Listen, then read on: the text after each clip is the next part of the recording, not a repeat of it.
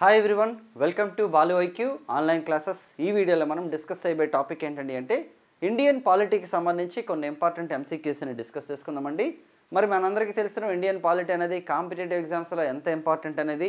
అయితే మన ఛానల్లో రెగ్యులర్గా మీకు పాలిటిక్స్ సంబంధించి, హిస్టరీకి సంబంధించి, ఎకానమీకి సంబంధించి, అలాగే కరెంట్ అఫైర్స్ రిలేటెడ్ ఎంసీక్యూస్ అయితే పెడుతున్నామండి. మరి మీకు కనుక పూర్తిగా థియరీ కంటెంట్ కావాలనుకుంటే, అంటే బేసిక్ లెవెల్ నుంచి డెప్త్ లెవెల్ వరకు కనుక మీకు ఫుల్ ఫ్లెజ్డ్గా డీటెయిల్డ్ ఎక్స్ప్లెనేషన్ కావాలనుకుంటే మన బాలు ఐక్యూ యాప్ని డౌన్లోడ్ చేసుకోండి. గూగుల్ ప్లే స్టోర్లో మీకు అందుబాటులో ఉంటుంది.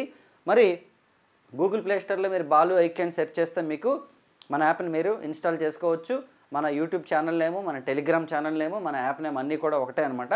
అయితే మీకు రీజనబుల్ ప్రైసెస్లో మంచి కంటెంట్ అయితే అవైలబుల్ ఉంటుందండి. సింగిల్ సబ్జెక్ట్స్ ఉంటాయి, కాంబినేషన్ సబ్జెక్ట్స్ ఉంటాయి, ఫుల్ కోర్సెస్ కూడా ఉంటాయి అనమాట.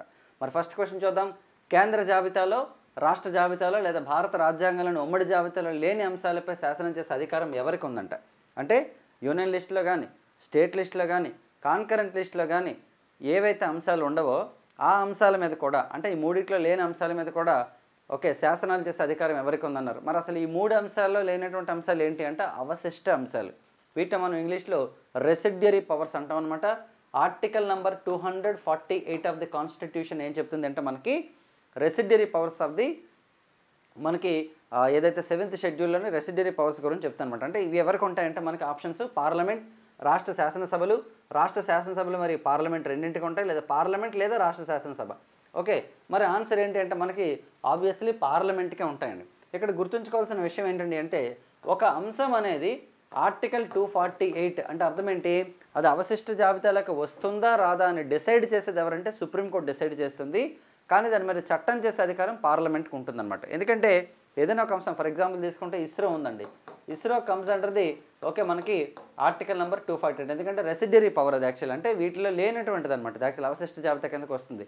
అలాగే నెక్స్ట్ మనం తీసుకుంటే ఎయిర్పోర్ట్ అథారిటీ ఆఫ్ ఇండియా, ఇది కూడా మనకి ఏంటంటే తర్వాత ఏర్పాటు చేశారు. అంటే వీటి మీద రాష్ట్ర ప్రభుత్వాలు ఎలాంటి అధికారాలు ఉండవు అనమాట, కేవలం పార్లమెంట్కి మాత్రం అధికారాలు ఉంటాయి. మరి ఈ రెసిడ్యురీ పవర్స్ మనం ఏ దేశం నుండి తీసుకున్నామో మీరు కింద కామెంట్ బాక్స్లో చెప్పండి. రెసిడ్యురీ పవర్స్ అనేవి మనం ఏ దేశం నుండి తీసుకున్నామో కింద కామెంట్ బాక్స్లో చెప్పండి.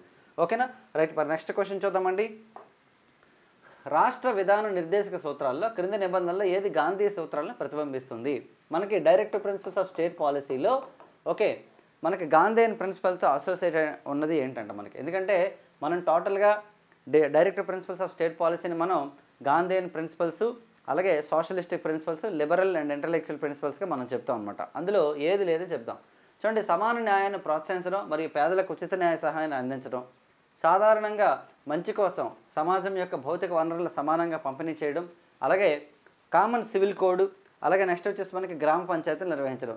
ఆన్సర్ ఏంటంటే మనకి గ్రామ పంచాయతీలు నిర్వహించడం అండి. అంటే article number 40 of the constitution ఏం చెప్తుంది అంటే మనకి ఫార్మేషన్ ఆఫ్ విలేజ్ పంచాయతీస్, గ్రామ సేవయే రామసేవ అన్నారు మహాత్మా గాంధీ. కాబట్టి గ్రామాల్లోనే భారతదేశం యొక్క ఆత్మ ఉంది అని చెప్పేసి కూడా చెప్పడం జరిగింది. కాబట్టి విలేజ్ పంచాయతీలకు ఎక్కువ ఇంపార్టెన్స్ ఇవ్వడం జరిగిందండి. ఇండియన్ కాన్స్టిట్యూషన్లో మనకి గాంధీయన్ ప్రిన్సిపల్స్ ఓకేనండి శ్రీమన్ నారాయణ్ అగర్వాల్ అనే అతను మనకి ఇవ్వడం జరిగిందనమాట. ఇందులో ఆర్టికల్ నెంబర్ 40 ఆఫ్ ద కాన్స్టిట్యూషన్లో మనకు వచ్చేసి విలేజ్ పంచాయతీల ఏర్పాటు గురించి ఉంది. భారతదేశంలో గ్రామ పంచాయతీలను మనకి 1959 అక్టోబర్ 2 ఏర్పాటు చేశారండి, according to the Balwant Rai Mehta committee అనమాట. బల్వంతరాయ్ మెహతా కమిటీ యొక్క రికమెండేషన్స్ ప్రకారం మనకి గ్రామ పంచాయతీలు మనకి ఇండియాలో ఏర్పాటు చేయడం జరిగింది. మరి అలాగే పార్ట్ 9 ఆఫ్ ద కాన్స్టిట్యూషన్ ఏదైతే ఉందో మనకి ఆర్టికల్ 243లో లోకల్ బాడీస్ గురించి చెప్తుంది. అలాగే షెడ్యూల్స్లో అయితే మనకి schedule number 11 of the constitution ఏం చెప్తుందంటే మనకి టోటల్గా మనకి పంచాయతీరాజ్ సిస్టమ్ గురించి చెప్తుంది అనమాట. చాలా చాలా ఇంపార్టెంట్. మరి నెక్స్ట్ క్వశ్చన్ చూద్దామండి.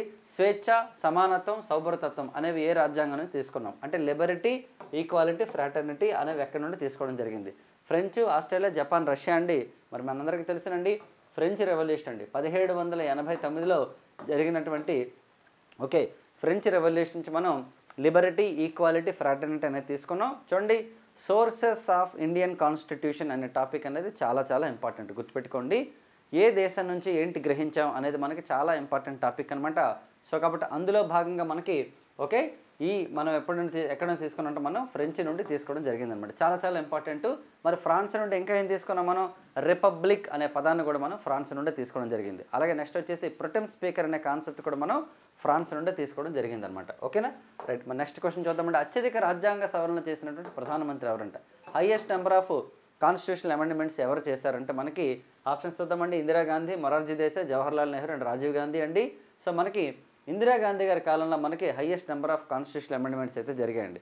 సో వాస్తవానికి తీసుకుంటే దాదాపు ఐ థింక్ 24 నుంచి మనకి 42 వరకు అనుకుంటా అమెండ్మెంట్స్ అయితే ఒకేసారి అంటే మనకి జరిగాయి అనమాట.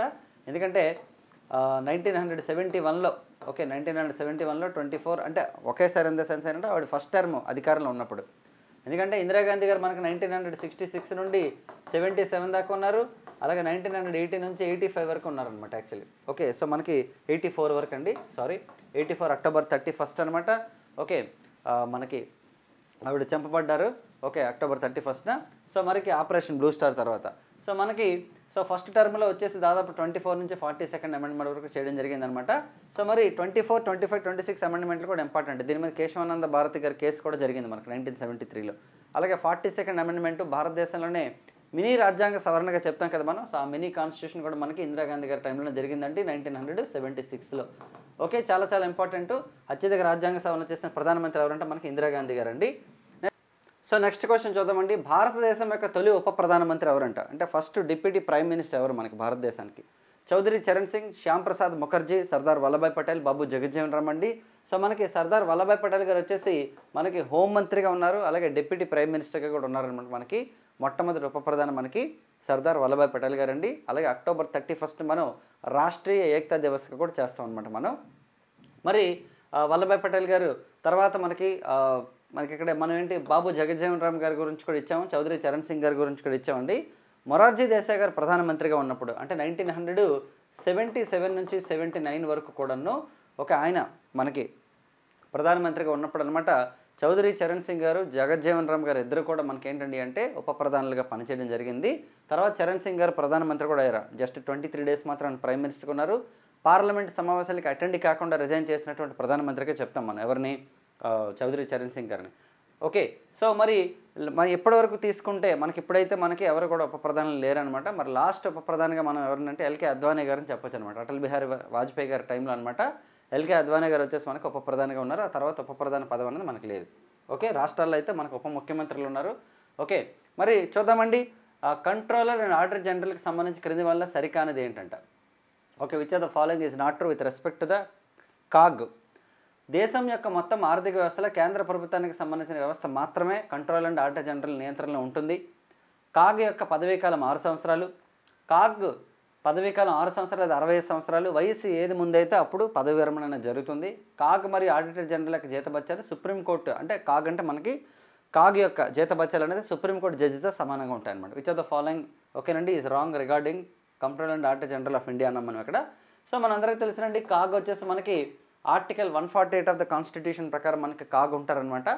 మరి అయితే ఏది కరెక్ట్ కాదు ఇందులో అంటే మనకి భారతదేశంలో రాష్ట్రాలకే మరియు కేంద్ర ప్రభుత్వానికి సంబంధించినటువంటి అన్ని విషయాలను కూడా ఆడిట్ చేసే అధికారం కాగ్ ఉంటుంది అనమాట. So first statement is wrong. ఇక్కడ ఏమిచ్చాం మనం?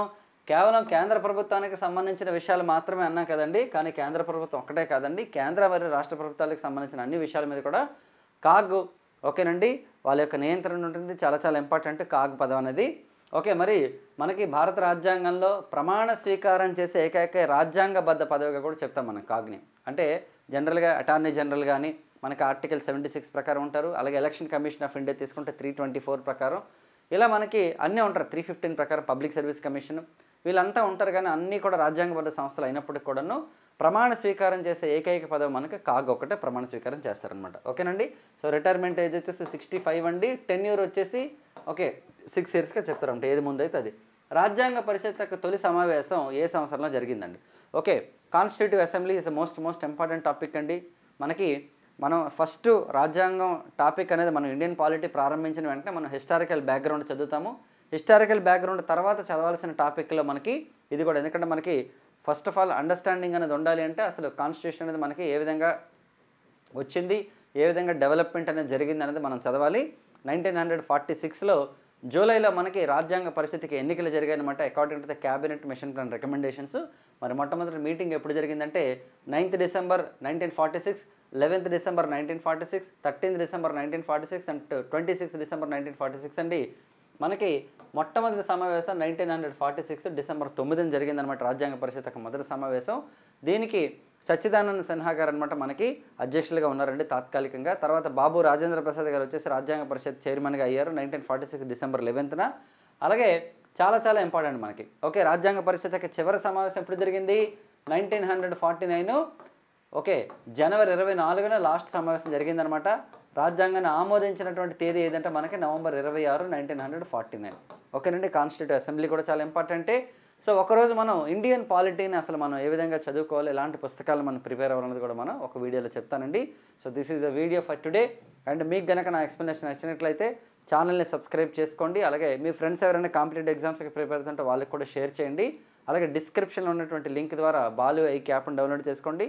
మీకు ఇంతే క్వాలిటీ ఎక్స్ప్లెనేషన్ ప్రతి సబ్జెక్ట్ కూడా ఉంటుంది. నెక్స్ట్ వీడియోలో మళ్ళీ కలుద్దాం. Thank you so much and wish you all the best.